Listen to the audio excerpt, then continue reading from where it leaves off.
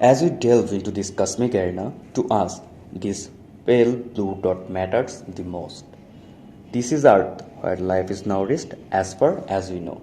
The required specimens for lives are here, and it is in grave danger from its inhabitants. The oxygen we inhale, like almost all other living things, is not granted for eternity. 70% of global oxygen supply comes from the ocean, and we get it from phytoplankton. This massive source of oxygen and sea creatures are currently dying from our plastic pollution. We have to solve this problem before it creates something more disastrous. We are Team Joloj and we are trying to build a model to deal with this challenge. Around 60% of the plastic produced is less dense than seawater. When introduced into the marine environment, buoyant plastic can be transported by surface currents and winds, recaptured by coastlines, degraded into smaller pieces by the action of sun, temperature variation, waves, and marine life, or lose buoyancy and sink.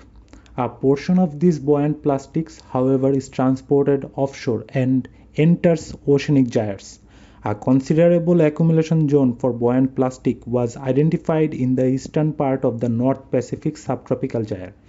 This area has been described as a gyre within a gyre and commonly referred to as the Great Pacific Garbage Patch. There are four other enormous garbage patches like this. These large rotating ocean currents entrain and accumulate floating plastic debris from coastlines and estuaries around the world and are now believed to contain 100 times more plastic than originally estimated. A garbage patch is a gear of marine debris particles caused by the effects of ocean currents and increasing plastic pollution by human populations. The plastic debris we are looking for are likely to be found more efficiently in these garbage patches.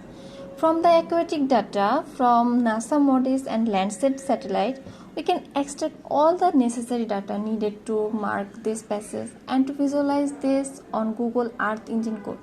Then it is processed using image analysis and machine learning to find out where debris is more dense, and thus we would have leverage over marine plastic debris.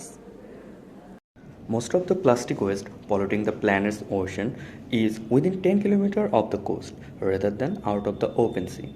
NASA satellite data can help us detect the plastic waste on coastline, and if we are truly serious on this matter, we can stop the disaster before it happens. The model we have thought is not fault proof and we know it, but we are trying and we will continue to improve the algorithm. The ocean is in peril right now. Experts say by 2050 there may be more plastic than fish in the sea, or perhaps only plastic left. We have to start working on it more seriously. Earth is our home and we have to save it.